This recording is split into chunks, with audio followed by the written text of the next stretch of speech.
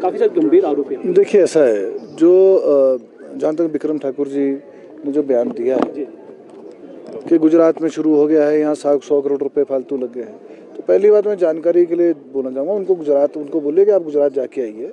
पहली बात तो वहाँ का सोलर प्लांट जो है वो शुरू नहीं हुआ है, पहली बात।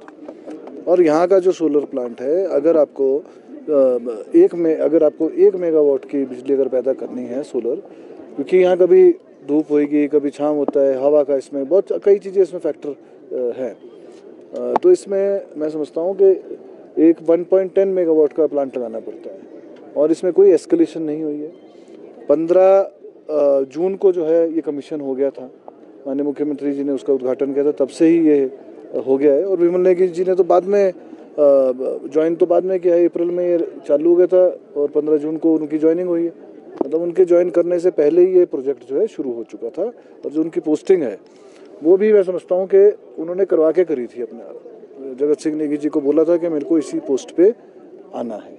कई आरोप लगाए हैं, मैंने भी सुने हैं, गाड़ियों की बात कर रहे हैं, तो मैं ये भी बोलना चाहूँगा कि तथ्यहीन बयानबाजी नहीं करनी चाहिए। अगर उनको लगता है कि किसी को गाड़ी दी है कोई किसी उसमें, तो उस जनता के सामने लाए, उसमें क्या है, बोलने से तो नहीं होगा ना, सनसनी फैलाने से जो है वो काम नहीं चलेगा। आप तथ्य पेश करिए। माननीय मुख्यमंत्री इसी मुद्दे पे विधानसभा के अंदर भी चर्चा हुई थी। माननीय मुख्यमंत्री महोदय ने कागज़ जो हैं वो टेबल ऑफ द हाउस पे लेके हैं विधानसभा के अंदर।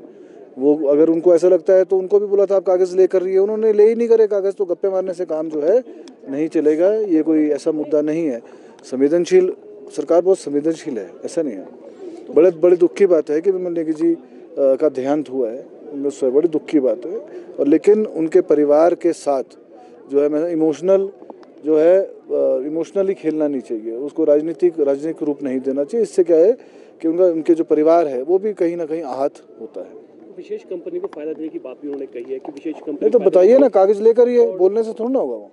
मैं एक और बात बताना चाहूँगा जो बहुत इम्पोर्टेंट है, वो ये नहीं बता रहे हैं। उन्होंने डीपीआर की बात करी कि डीपीआर बन रही है, पर वो डीपीआर किसने बनाई है? वो पीएसयू ने, गुजरात सरकार की, गवर्नमेंट ऑफ गुजरात की पीएसयू, जो कि उन्होंने जो है जो अधिकृत है, जैसे यहाँ हिमुर्जा अधिकृत है हिमाचल प्रदेश में, वैसे ही उसकी पीएसयू है गुजरात की। उन्होंने जो है डीपीआर बनाई है, वो कोई हिमाचल प्रदेश सरकार ने तो ना किसी को टेंडर दे दिया उसका बनाने का। तो मैं समझता हूँ ये सारी तथ्यहीन बातें हैं। और इसके लिए जो है प्रिविलेज मोशन जो है, जो भी बयानबाजी कर रहे हैं एमएलए घर बैठ के, उनके ऊपर सरकार जो है प्रिविलेज मोशन और हो सका कॉन्स्पिरेसी और षड्यंत्र रचने के लिए केस भी दर्ज करी।